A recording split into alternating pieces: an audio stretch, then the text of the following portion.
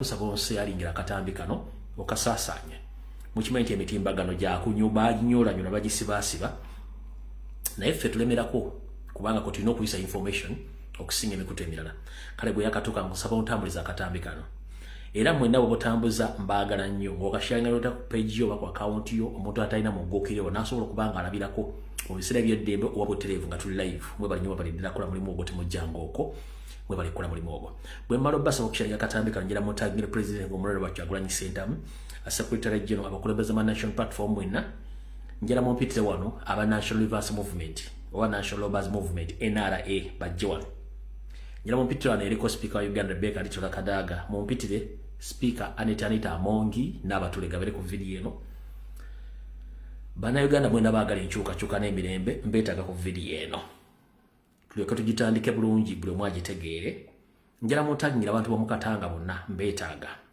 njira mumpitire abantu b'omukatanga bonna mbeetaaga okusingira ddala mumpitire omusajja gwe bayita yeeyita pastor omusajja gwe bayita pastor gwe bayita Walugembe Daniel Eke Mulangira ajje ku video eno naye abeereko n'olw'ensonga eyo ngenda kukola security alerts 2 tumalo zikola tutandike video ya leero mu butongole tetugenda kulwawo olw'ensonga obudde tulina tugenda kukozesa 2 zokka tuveewo era sigenda balusa ngenda kuyisa obulango bugenda kubeera bubiri then bisigadde tulyoke tugende mu maaso video nga bwina okubeera katutandike na kano alright gwe muna Uganda yenna nguwangale mu ggwanga lya Bungereza okulamusiza kanswenti oli bulungi ogutateganya teguzza nvuma wattu mmanyi mukola ekiro n'emisana okubeezawo famire zammwe naye ate mulina okufunako obudde ne munyeenya kugaliba enjole okulya ssente si kulya mwana kale nkutegeeza nti Afrigo Band ngeweza emyaka 50 bweddu ngeri mu kisaawe ky'okuyimba ekutegeeza n'abategesi baayo nti egenda kubeerayo emirako z'omwezi 2 omwezi ogw'omwenda lujja kubula 6 ku ssaawa n'ekitundu okutuukira ddala obudde kejenge Afrigo Band ejja kuba ejjudde bulungi mujja kubeeramu n'abayimbi ab'ensusu okuli Ediyawe Titus Vibes Winning Watch bakugambye live in London Regency 501 High Street North Manoa London E12 6 fix manye enguudo zeeyo n'ebintu engeri biwandiikamu tebikwataganewo n'ebyaffe naye nga yo address bagambye nti okuyingira mu lukale pounds 5 VIP pounds 7 emeza erika abantu 10 ya pounds 7 bakutegeeza nti abategesi nga bulijjo abategedde ekivulu kino saako n'abavugirizi b'ekivulu kino bakutegeeza nti mu booking obudde bukyali mugende munyenye eggaliba enjole nga Afrigo Band n'abayimbi abala bagenda basabula omuziki mpaka kuwulira nga ssente zammwe zibanyumira zemwagenda okunoonya ke kakalango kammwe mwenna mugende muli ku ssente zammwe mugende muli ku ssente zammwe omuzira gukuba musana ne gukwokya nga bozuuleze Kampala balira lunaku lw'onoofa akubuuza alina kyayagala bw'aba talina kyayagala tasobola kubuuza akukitegeeza olina okwebereramu kubanga bw'ozikola teziwera kati nkutegeezezza nti genda olye ku ssente zo nga Afriga eweza emyaka 50 ejja kubeera live mu ggwanga lya Bungereza genda olye ku ssente zo ako kawedde kano kakubiri kasoma bwe kati Uganda UK Community Women's Fundraising Party Bash on 30th August 2025 bakugamba nti music entrance is free foods drinks open at 5 p.m. up to 12 a.m. endagiriro yeno 159 Mile End Road Bethel Green London E14 HU come have a family fun day out in Eastern London abategesi bona bakutegeezezza nti bajja kubeerayo bulungi nnyo nga batuusaako okucakala kuno n'okulya mpaka bwemunannyukira bakugambye nti okuyingira kwa bwerere music wa bwerere n'ebyokulya byonna gye biri omukolo gw'ogulawo saa 11 ez'akawungeezi komekereza 6 ez'ekiro erya ggwanga lya Bungereza endagiro gikusomedde ne bagamba genda wattu weyagaliko naawe okulya ssente sikulya mwana mugende mubeere mu bungi nnyo kiba kitegeeza obulango tubumaliriza njagala tugende ku video eyatuleese kansokere security alert yasooka security alert yasooka ngera gisooka giweereza batata bange basenga bange, bakojja bange, bannayuganda mwenna abawangalira mu Katanga. Abantu bo mu Katanga mwenna mbalamusiza kanswenti gye muli bulungi. Manyi musula ku butebuke olw'ensonga nti waliwo mutamanya ngamba eyefudde nannyini ttaka ayagala obbasenda. Ettaka lino liri acres 25 ne decimals 29. Nga Senkulu Mandwa eyefudde nti ye nannyini ttaka lino gwe bayita Pastor Walugambe Daniel Eke Mulangira, omwami ono si yali mabega okutwala ettaka lino, wabula bakozesa mukozese nga bulijjo Kisawo Vuga Salimu Sale yali mabega okutwala ettaka lino. Mujja keera ku makya nga basindikidde zigunduuzo baziguleda zisenda akatanga konna batwale ettaka lino. Omwami ono ajja n'agamba abantu kuba akozesa nnyo bachairman b'ebyalo, kati ng'essaawa zino akozesa nnyo chairman gwe bayita Sekaja Abdul, ng'ono wa chairman wa Busia Zone 1 LC1, kati essaawa zino gwakozesa okuba nti basala okujjukujju okutwala ettaka ly'abantu bano. Ettaka lino already liriko enkaayana wakati wa Makerere University n'abantu abatuulako n'abantu abayita bannannyini ettaka lino, era emisango gikyali mu kkooti. Ettaka lino omusajja agamba nti yaligula mu 1996, kyesisuubira nti kituufu olw'ensonga nti bano abasajja baatwala ebyapa bya Uganda bisinga obungi babikira emingo okuba nga bibye byabwe, kati bagenda baba agenti baabwe okugoba abantu ku mataka. Kyaki eno gye mulaba wano, kyaki ya Kiwaani, nasobodde ogifunako ebifaananyi naye tebirikkiriya nnyo. Kyaki mwenda abantu bomu Katanga mugimanyi bulungi nnyo, era eringa ya bujingo ya tent. Kyaki eyo omusajja ono kwasinziira kwayagala otwalira ettaka lyammwe mwenna abantu baawa, abantu bomu Katanga mbere careful nnyo. Essaawa yonna bayinza obbamenya nga abamenya yaani? Abamenya ye mwami ono.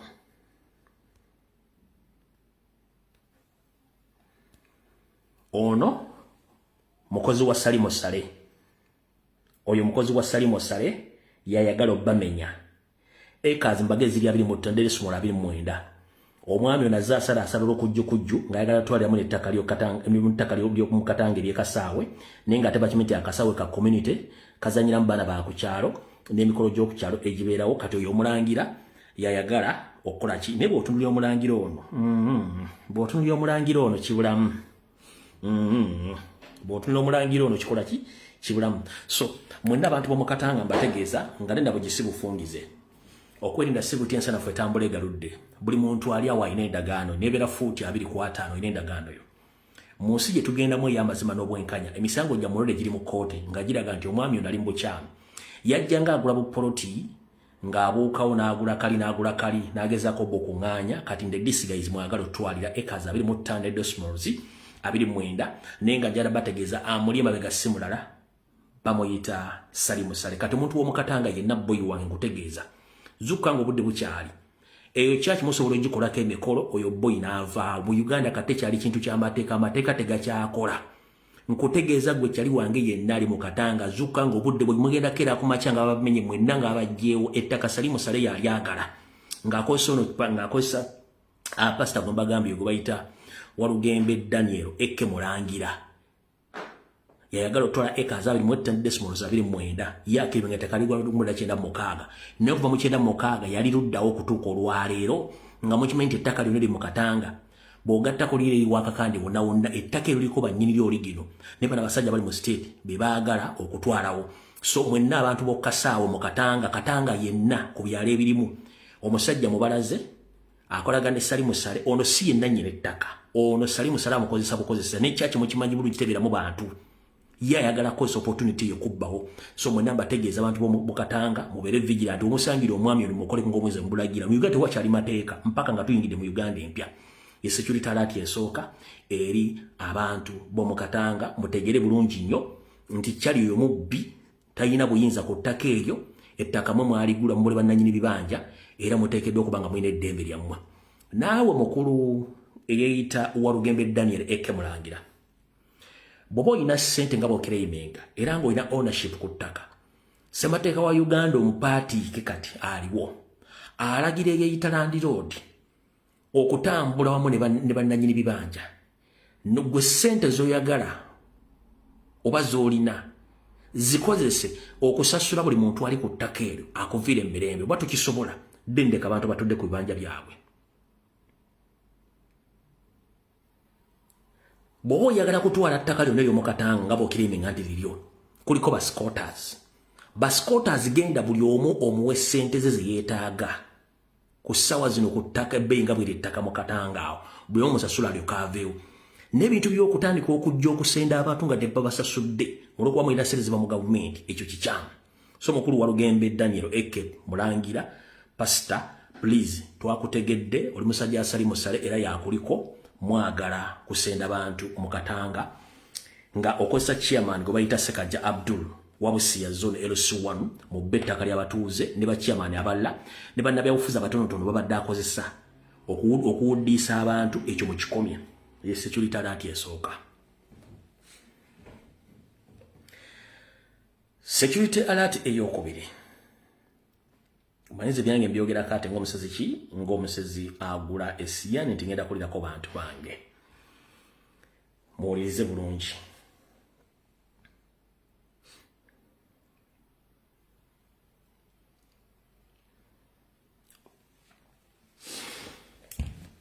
Abangoberedde emyaka kati gigenda kukola 6 nzijja namba information n'ensirika gwe mba njogeddeko mba nkusuubidde nti ojja kukola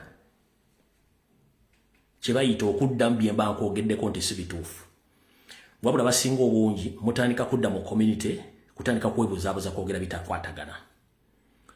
Ku lunaku olw'Essande najja nenkola video nenjogera ku musajja akola ku leediyo ya Busoga yobairi 96 katonyeze mmeka nembaga nti omwami ono si mulungi wa kudiringa naye nembalaga n'obujulizi nga line Christopher Damulira era nga muwa certificate. Mujjukira nti Muhoozi yagamba ba radio presenters ba TV presenters bagende ekyankwanzi okusoma era basinga obungi bagenda wabula information nagisirikira saayagala gyogera ne kati bwe ntandika okuwulira nga basimbudde pesa limulimu nga lino okukola emirimu lwaki sivaayo kulabula abantu wabula bwe nvaayo kulabula abantu omuntu oyo mugamba mission ye gye bamuwadde okukola nendabula abantu nga simwongeddeemu kintu kirala kyonna wabula ate bw'avaayo n'ateekamu ebige bitakwatagana kiba kitegeeza nti kyenayogedde kituufu. 1 nze nganza okujja okumpe muliba okunvuma nagamba tebikola makulu. Why? Kubanga omulimu gwe nayingiramu ngumanyi nti bw'oya by'omuntu mission ye tajja sigala kyekimu ate information bagifuna. Kati nze omulimu gwenkola ngukola n'enguta bannayuganda abamanyi era ne batambuza information era ne bakoddamu. Omukulu no bwe namwogeddeko era bwe nayogeraga nti abantu b'e Busoga abali mu entertainment oba music industry n'ebintu ebirala bikwasaganya mu entertainment structure ne bannabyabufuzi mumwegendereza omwami ono. Omwami ono yavudde n'akola video n'ayogera ebigambo bingi wabula teyafokasinze ku kye namwogeddeko. Njagala ffenna tukkirize nti Christopher Damulira kati ye Museveni gw'akozesa okuwamba okutta okutulugunya n'okucreatinga ghetto structures across the country. Kati ebifaananyi bifuluma ng'olina Damulira nga naawe kennyini gwenjogeddeko particularly atali musirikale oli mu uniform y'amagye bakutikkidde bakuwadde certificate mission ki gy'oba olina era kiki baba bakutumye oli waddemba okumpemula okwogererwa byonna that is okay as long as nti mponyeze mu Uganda ne bw'aboogu aleme kugwa mu ngalo zo. Njala okubaza ba comrade mwenna abasobodde okuzuuka ku information gye tubawa okowala abatemu. Omwami ngira kuzanya katambi ne njagala okubaza abamuzzeemu bamugamba omusajja byayogedde by'oboyogerako so si kujja kuvuba. Kati mwenna bannayuganda jabula bategeeza mwegendereze nnyo ba radio presenters. Waliwo ne presenter omulala abeera ku top radio bamuyita Kamagu akolaga ne state era omulimu gwe abantu bonna ku top radio baddukako tebakyasasulwa wabula Kamagu alina abamusasula kuliko General Raiso kuliko omukyalo no wa NRM n'abawemuzi bamusasula okera kumacha okuvuma okujolonga National Platform Robert Kyagulanyi Center. Oyo naye ateekeddwa okubanga yomu kabinja akatrainingibwa oba akabulu byokola. Kati omwami ono yemu ku group y'abannamawulire abatambula. Tulina record nga abantu bangi balidde obutwa oba bafunye obutwa nga buva ku microphones. Microphones zo zibategebwa ba YouTubers oba zibategebwa ku radio stations. ekyokulabirako omugenzi Haji Hussein Kyanjo. Kati bwe mba nvudde ngati mwegendereze nnyo naddala abafuzi abagenda ku TV, abagenda ku radio, mwegendereze nnyo ba radio presenters. Nga sikwogeddeeko kintu kibi gwe nojja n'onvuma nja kwebaza nti webali nnyo balire dda nenzi kyemba nayegadde kutaasa bantu. Naye kirungi nti abantu bamuzze bulungi nnyo era njala kwebaza bakoze omulimu guno. Wulira akatambi kano. Kale, breaking news. Butindi Freddy Lumbuye avire yabanga awoninga abantu yabakuba nti mwewale omuvubuka gwebeta Mukisa Arafat. Awonize okusingira abana kibina kya NUP yabakuba nti omukubu oyo Mukisa Arafat mbega wa government era yasaba abantu mwena banakyukakyuka mwewale omwami Mukisa Arafat olwo bwe munamusemberera muyinza obutakyusa kukulembeze muyinza okubanga ate mulemerera okubanga mutola ku president Museveni. Alright. Video yange rokusatu jeri. Sinnayogerako bigambo omwami oyo yennyini bye yayogedde. Nayogedde konsandi yange nti alina mission gye baamutuma. Kyamulemye okuddamu kye nayogedde yataddemu byayagala okuteekamu ng'agezaako okukola kye tuyita counter attack ate n'avuma. Okuvuma message eba tetuuse gwate response yo oba kyoyagala okuddamu eri public obanze tegenda kutuuka kubanga already oba oyonoonye. Bw'ogamba nti wasoma mass communication ngera okola ku radio nga you can't even interpret someone's message towards you kitegeeza mwenna muli unprofessional ate muli ku mission. Nkiddamu bw'oba tosobola ku counter attacking information gye bakugeddeko ate notandika kukola counter attack mu mbeera enkyamu kitegeeza ne ku radio yakuwa omulimu yaguwa omuntu mukyamu. Either you keep quiet nga bakwabiza oba you respond ku kyayogeddeko so sigenda ate the other side nga byogera tebikwatagana. Good enough nti bakunziridde mu bulungi nnyo ng'omwami ono bwe yakoze kankadde mu bulungi nnyo.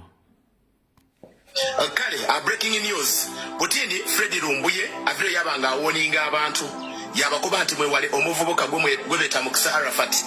Awonize okusingira abana kibina kya NUP yabakuba nti omukubu oyo Mukisa Arafat mbega wa government era yasaba abantu mwena banakyukakyuka mwewale omwami Mukisa Arafat olwo bwe munamusemberera muyinza obutakyusa bukulembeze muyinza okubanga ate mulemerera okubanga mutola ku president Museveni n'olwensonga eyo omukulu Mukisa Arafat mwena okubanga ate omukulu ebigambo by'oli kwinonola bitobulumbuye tibwe yabyogeire issue oba element kutwinonola ku kifaananyi kino wali okola kinidamulira yali ali kuwa certificate daki wadamulira tagemagana na bintu bya kuisomero agemagana na bintu bya security bali kukuwa biki kiwanka inonoire leka kutambulumbuye kodi yako byengwe simanyi ojja kusula n'okusoga simanyi nkyukakyuka biki ebyo tibyabyogere bigambo byalumbuye byabirekiriya ng'ate bimpi iwe oli kubiwanvu yawulira wano eri wano wulira gano. Abantu be Busoga naddala abali mu entertainment abakola ku TV and radio njagala mwegendereze nnyo ogayi gwe bayita Mukisa Arafat akola ku 90.6 FM Busoga oba bamuyita Mukisa Arafat akola ku 90.6 FM Busoga. Omwami ono kasita omulaba n'ono tobuuza mirimu gyabwe gye bakola omulaba bulungi nnyo. So abantu be Busoga mwenna muyagamo byekundi simanyi olimbega kodi biki iwe ebyo niwe oli kubitamu wanka inonoira abantu ng'oteirewo n'ekifaananyi nga nkiteire wano oinonola abantu ku kifaananyi kino ky'oli kukola nindamulira gwe twidya obulungi nti naakuliiremu okuwamba abantu mu Kampala ne mu regions ed'endawulo nti naakuliiremu okuwamba abantu b'enkyukakyuka oyo damulira twinonola ekifaananyi kino kikola ki era wali okola kinindamulira kyowanka twinonoire kuba ono damulira tumwidisitolewo nti okuyita abantu okuwamba abavubuka biki ab'enkyukakyuka damulira leka kwebuzaabuza ng'afukaanaaba inonola wano awo me tutandikiraawo twibwebuzaabuza muna leka kutaaku bigambo bitabairewo. Alright.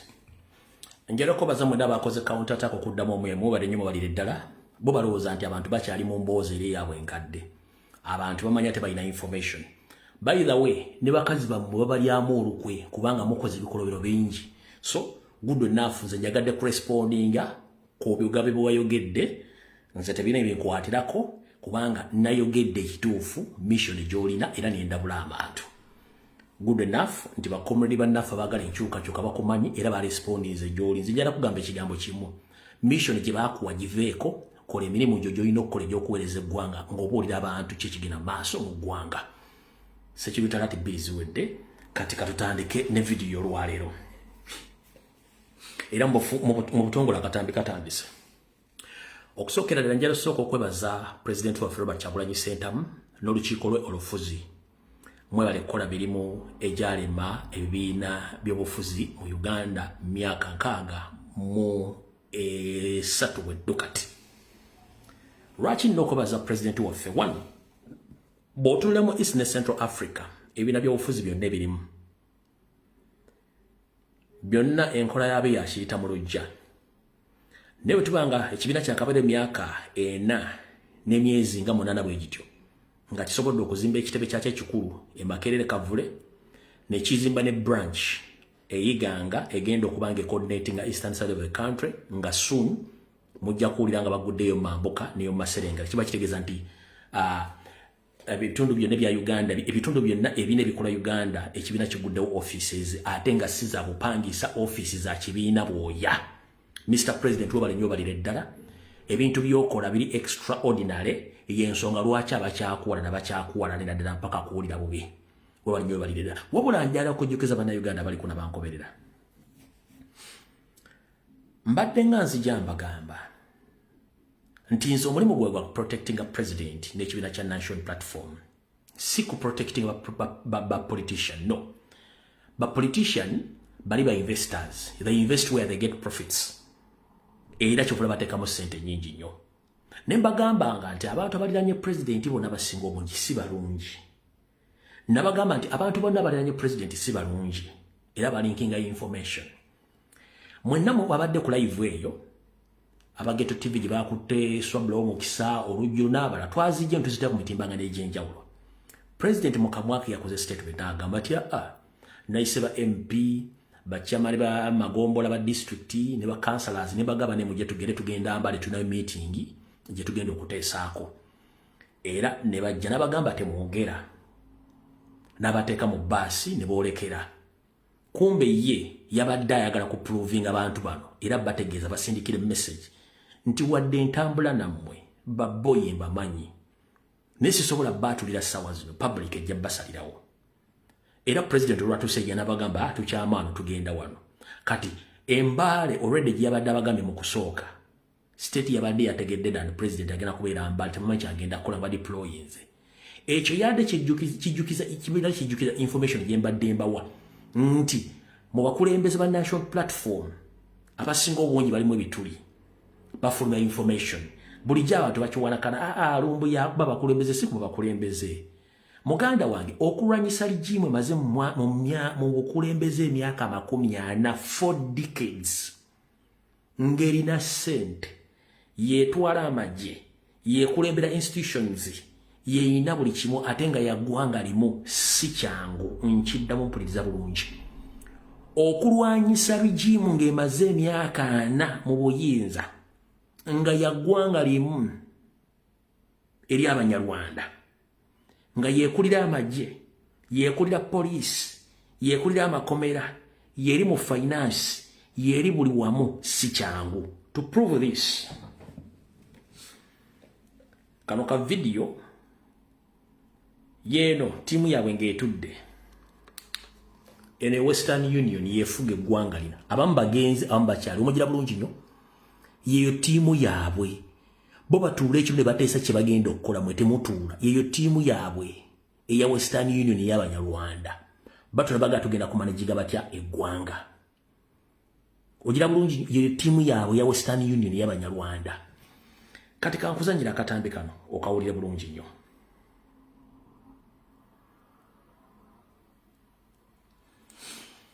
Ka second saa 3 wabula bannabyabufuzi at that time tewali yabuuza statement Museveni gyakoze yali ategeeza ki, wabula baakuba mu ngalo nabagamba nti bw'oba oyagala okutegeera Museveni bw'akola statement ategeeza ki bw'amala ojjogera tandika okwetegereza ekitambula mu gavumenti jakuba otegeera bw'ati bwe yayogera.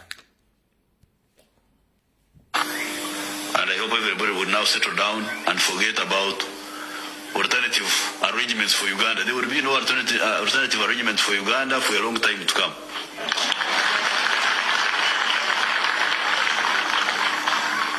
I think it would be it would save a lot of effort if people could settle down and work with the national resistance movement and we build the country. If you have got illusions in your head, that's your own business. Okitegedde. Bw'omaze okitegeera, njagala video ya leero saagala muntu ng'olina lwa mutono nnyo, njagala tugikwate empola. Njagala ogenda okuva ku video ya leero ng'otegedde, mbasaba leero mwenyigirize mufube okutegeera. Lwaki? Nina akatambi akalala ke ngenda okuzannya. Omwami nga nnyonnyola butya family ya Museveni bw'etutte eggwanga ne bwe managiza ebintu bino. Wabula kankuzeeyo. Nyandi Yosoferi mu 1986 nga amaze okuwangula yasooka n'asala bayindiginansi bonna n'abasala n'abamalawo. Nga teri muntu asobola kunyega buli omu ng'asirise. Nakati akyabatta era buli omu asirise. Ffe tuvudde okwogera ebigambo bino. N'akuliyetinga opposition eyiye ku bubwe. Abantu badde batubuuza ebintu bya NRM Delegates Conference nga mbiwadde nnyo time. Gayi wange muganda nge nagamba omuntu gwe bayita critique wo oba omuntu akulima empindi ku mabega muwe nnyo obudde okusinga omuntu akubuulire omuntu akuyita mukwano gwo. Nkiddamu omuntu akulima empindi ku mabega muwe nnyo obudde owulirize ebigambo byakwogerako. Olumu aba akutereeza. Gwe kyotamanyi nti okola ensobi aba akutereeza atya. Kritiki ye muntu aba ayogera ebigambo goberooza nti akuvuma, akutyoboola, akumazeeko emirembe. Naye omuntu ayinza okugamba nti akola ekintu n'akuyamba buyambikkiriza. Kati ffe ebiseera ebisinga bwe tubagamba temutegera bintu bino. Mu kalulu ka NRM akabaddeyo okuva lwe kaatandika tubasomedde buli kyonna ekibadde mu Buganda n'ebitundu byonna ebirala nti NRM ey'Abanyarwanda ejjidde ddala ekifaananyi nti Banyarwanda bakoze bafuga eggwanga.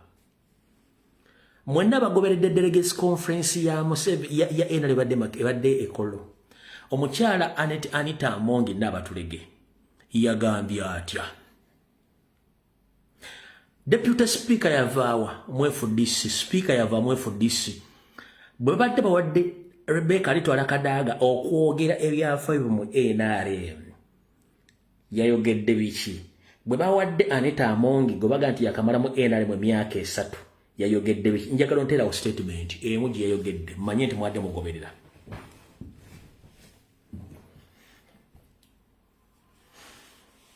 Agamba volume off please, restart your phone. Ebisigadde ojja bisanga. Njagala wandiike wana statement Anita Amongi gye yakoze.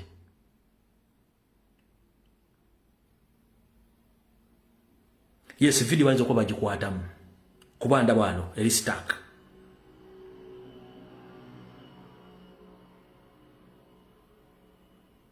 Kamba jukiza. Yagambye bwati.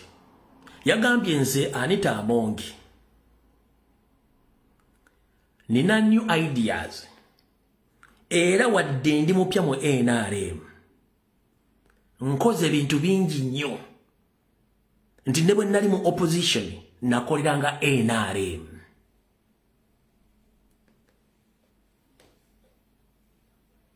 Yagambye nkoledde NRM ebintu bingi nnyo ne bwe nali mu opposition nakoleranga NRM.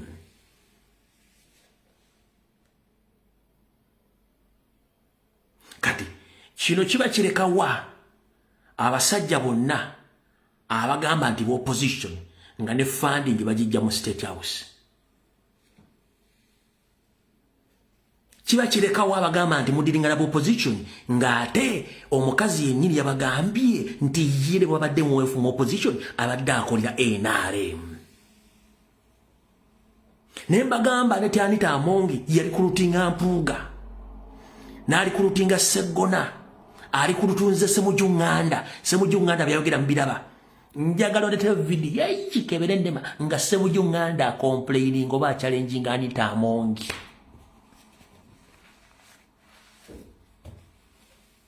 Njagala odete video mu Ssemujju Nganda nga complaining oba nga akola allegations oba nga alina ekintu kyayogera ekibiku Anita Amongi okirete.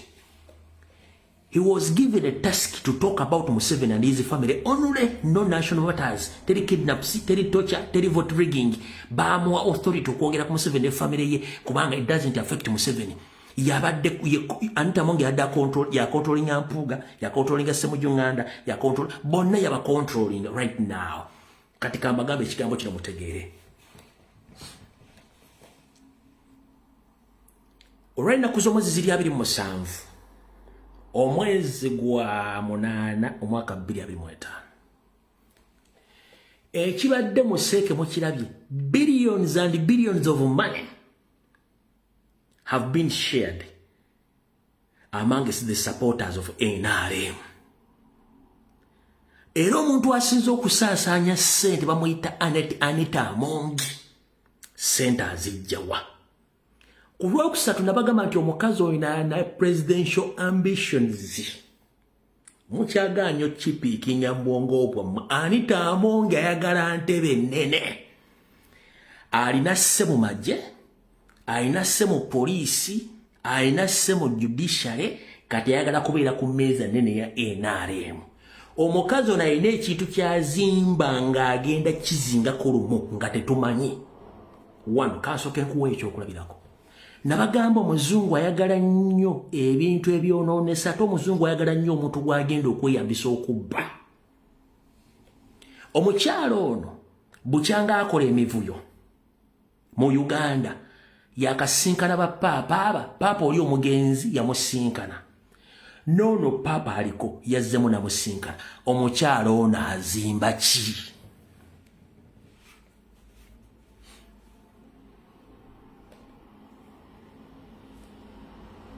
Omukyala azimba ki? Kanchi bagambe no video mujja jijjayo. Omukyala oyo ayina presidential ambitions. Zemutamanyi yagambye she can do each and everything to protect NRM. What if nga mukubye structures za NRM zonna nga the only person who can save Museveni and their properties is Anita Amongi nga kuba fronting nga tomanyi.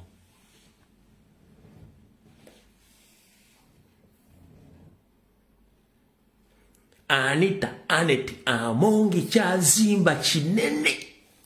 Sano nga mulenge gya kimanyiiko. Lukwaga kimanyiiko. Sseggona kimanyiiko. Mpuuga akimanyiiko. Ssemujju Nganda akimanyiiko. N'abala bakimanyi. Besigye akimanyiiko. Bazimba ekintu kinene. Ffe tutunulidde ange emu tutunulidde Museveni na family ye. Tuyinza okulanga ekintu kikyuka omululu gwe vubu nga tetutegedde. Watch out. Omukazi ekintu kyazimba kinene nnyo. There is a possibility nga bakyusa ango nga tetumanyi lwaki. Wadde Museveni akozesa n'asuula. Mpuliriza bulungi. Wadde Museveni akozesa n'asuula. Kye tuyita use and dump. Bwe tudda mu protocol ne structures za leadership, Rebecca Kadaga, she's far better than Anita Amongi. But the problem, she's well principled, well educated, knowledgeable, and she's known worldwide.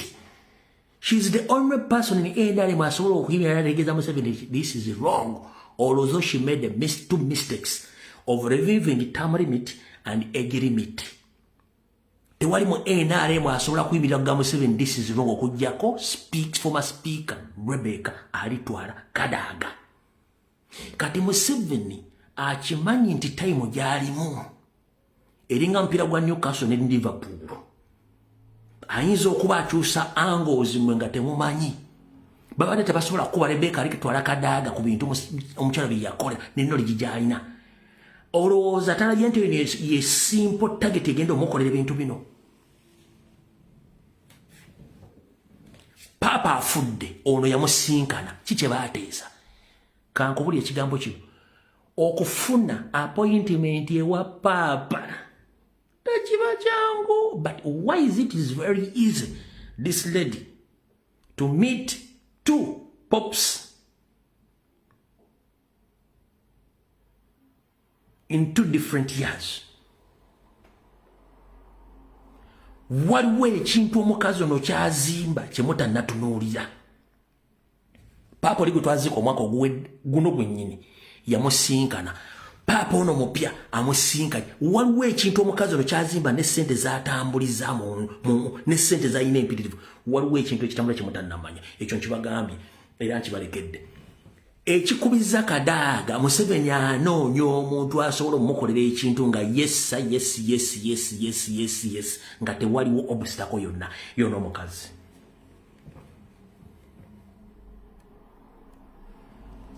Katuddeyo wano kokaluwa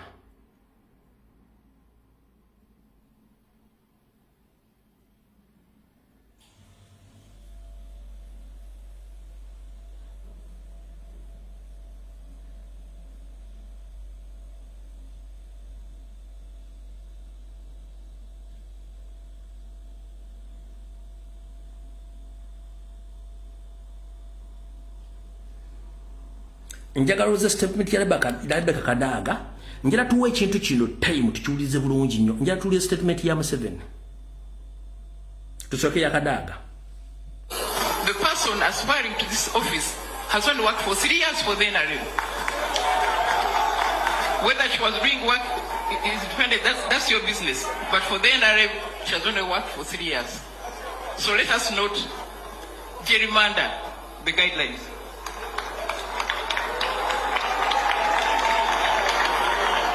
We have not sat to amend those guidelines.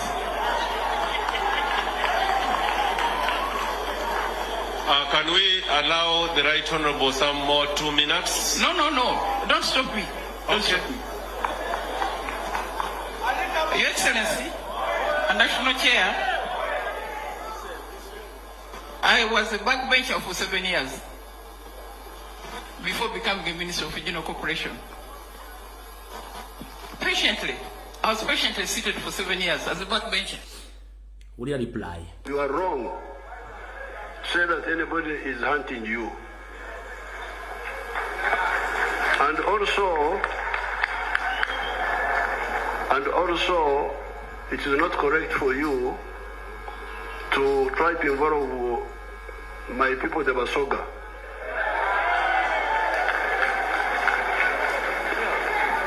To give the impression that you are, if it's not you, Basoga are not there. This is not correct, and I have had references to that issue, but I keep quiet. I'm a man who keeps quiet. But I am the one who fought for the Basoga. Bw'owuliza statement says ebbiri kati wulira history Rebecca kennyini ngaayo obuzibu bwava wano wulira yebategeeza kubeera balotoba singa kati asiba migugu singa ddeo bakitula singa kati asiba migugu singa tewali speaker singa kati asiba migugu okyenyumirizaamu. What happened?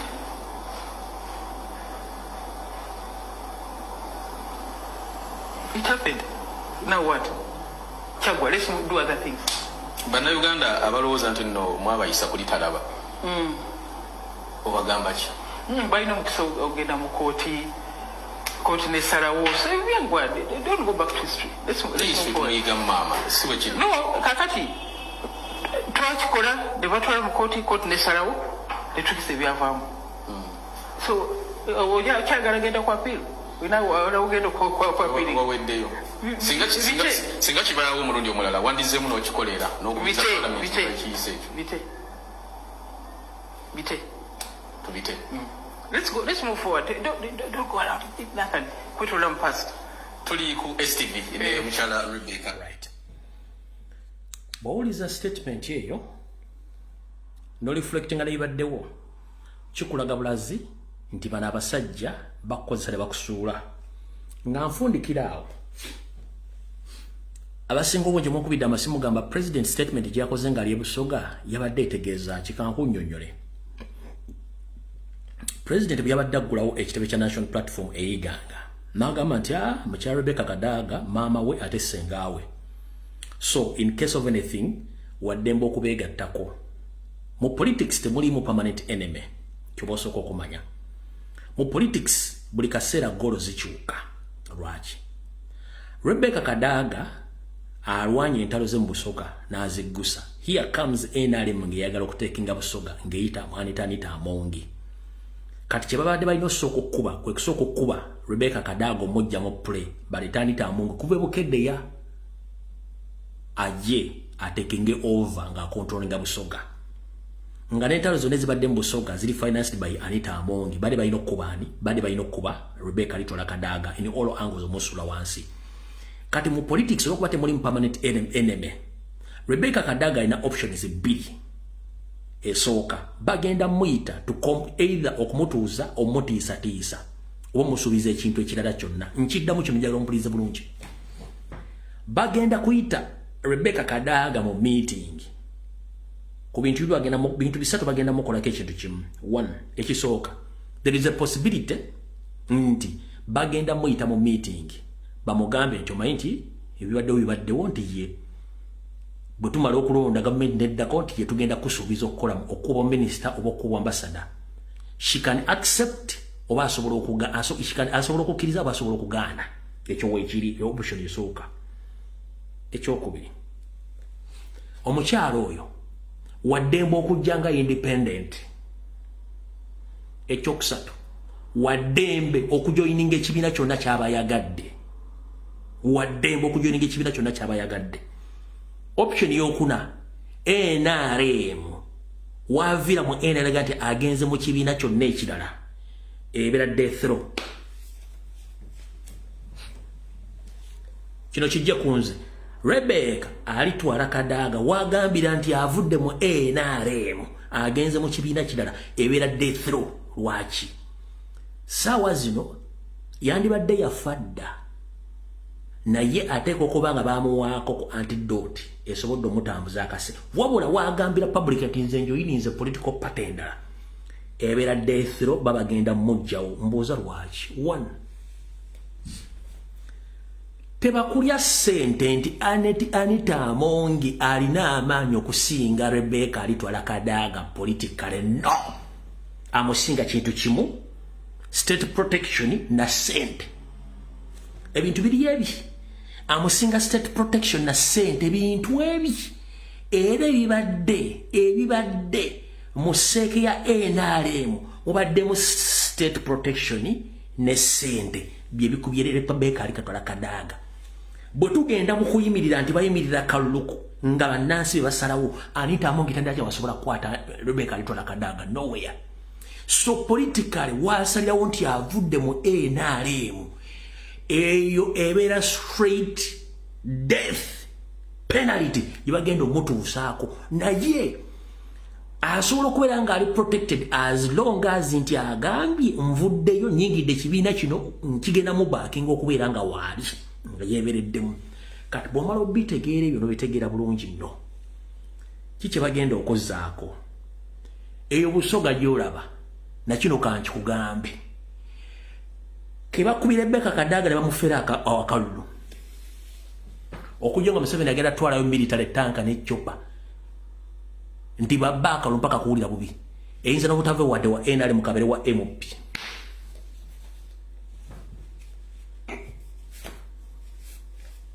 nchiddamu ngoboya nga kutegera nti Rebecca Kadaga ina amaanyi kabagende mu kalulu nale mwenza ndo flaws member parliament kababebe aba ngaba ina ngavudde mbosoga ekyo nkikugambye kijje kunze bino jabbiza ogakasajja kayogera ebigambo bino era mugenda kola kigenda kubera mawulire ku TV ku radio after this mugenda tegera nti omukazi wa amaanyi okusinga oli obukedde akoseza state protection kati kiche kiddako okusalawo kuli eriye fe nga abenchuka chuka olwabuza nti abantu mufunira luddawa abasinga obungi kati abali kuno temwasoma political education okuva mu secondary school era tembali mu politics all along lwaki politics is all about numbers ebyobufuzi byonna bimiridde ku bungi bw'abantu bw'oboolina kyovola nti abantu basala biva mu kibiina ekirala agenda mu kibiina ekirala ng'alabye nti ekiina ennamba kyekisooka ekyokusatu mu politics nsobola okukozesa omuntu avudde mu kibiina ekirala okumanya dues ez'ekibiina ekyo n'enziba esingako okuba ekibiina ekyo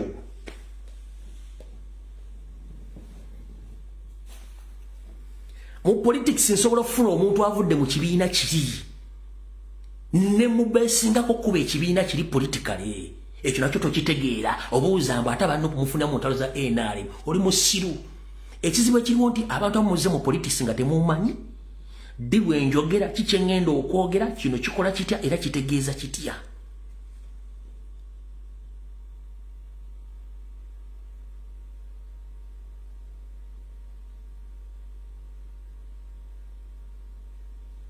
kachenjagadde okutegeeza nti avoidability ya Rebecca Kadaga mu politics wa Busoga region ate si Busoga wokka ne ku international level yamanyi nnyo nkuwadde options zibadde nnya watch out bw'otazuula kujjaga nti ndi mulogo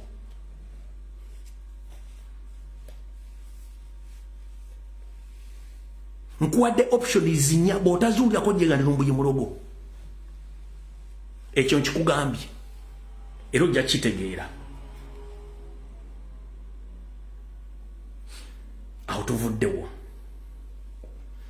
kati wali tubadde ku Western Union mbanyonyola ebigezo kubanga okugatta information eno si kyangu muganda wange kati awo mbadde nkuleesa obulesi kati kankuzeeyo nkusomere ekintu kya Western Union okiwulye bulungi nnyo omwami era kinyonyodde bulungi omanye ebiseera ebisinga njagala osooka omanye ebigambo bino obitegeere lwaki olina obitegeera kankunyonyola nyongera kwole katono nnyo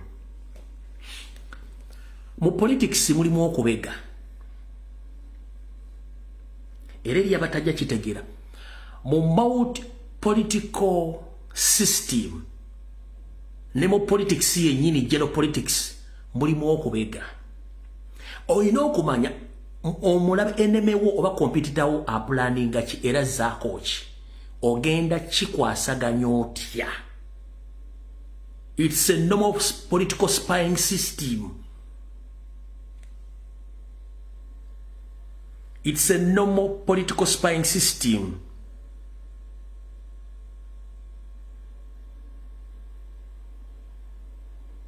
okitegeera abasigadde mujja kitegeera abatajja kitegeera mujja kitegeera mu byobufuzi DP ebega NUP NRM ebega NUP ADF ebega NUP PPF ebega NUP byonna bina biri mu kubega NUP ne NUP azuwero ekola omulimu gwegumu okubega ebiina biri okubega tekuli mu gavumenti kuka ebiina by'obufuzi byebega mpaka kuwulira bubi kati gwatamanyi politics nino kikunyonyola kitegeere ni mu politics mulimu okubega era bambega babeeramu tebabeera harmful baba bega information na plan na tactics zemugenda okukozesa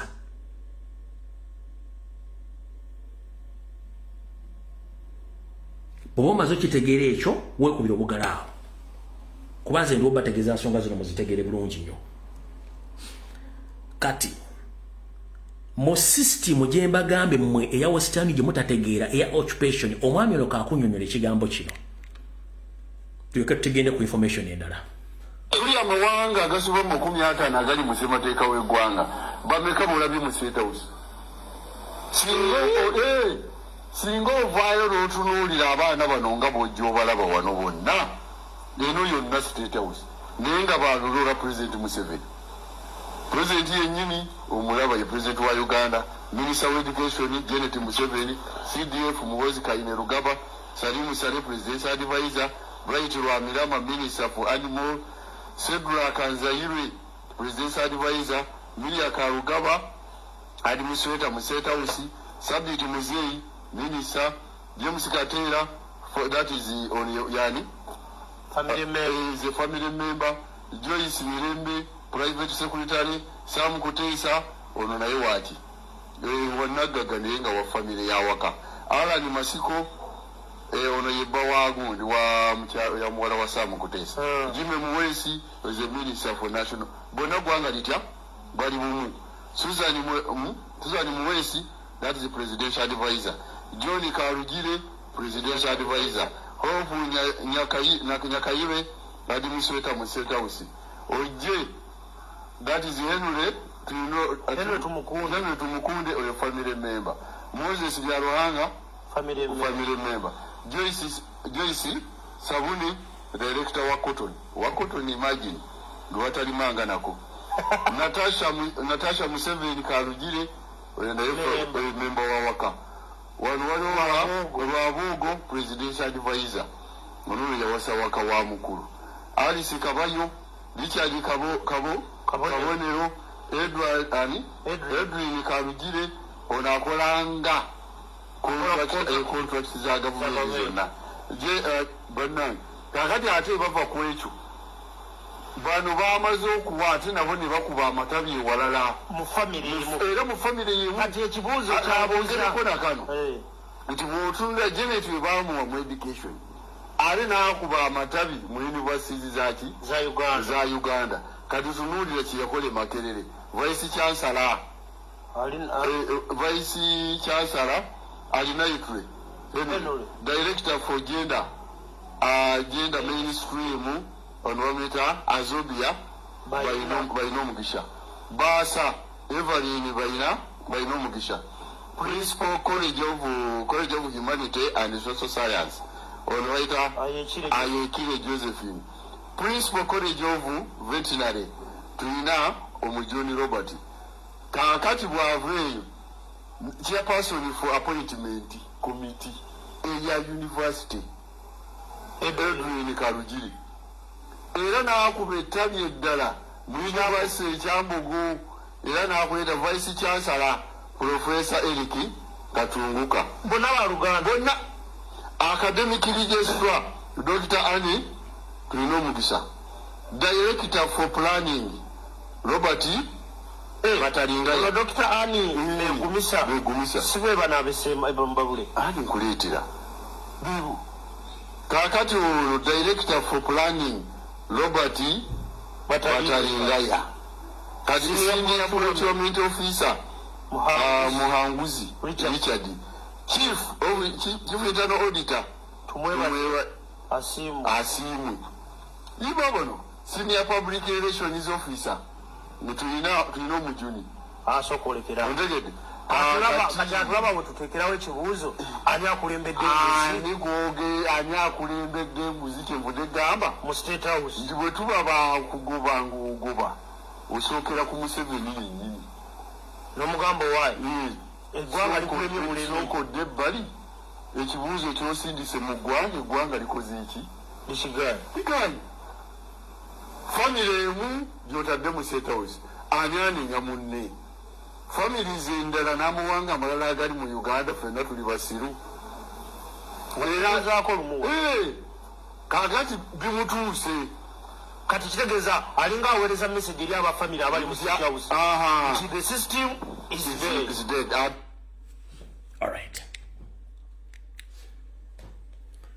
Mukifunye ekintu ekyo mumalo kifuna tukyali wali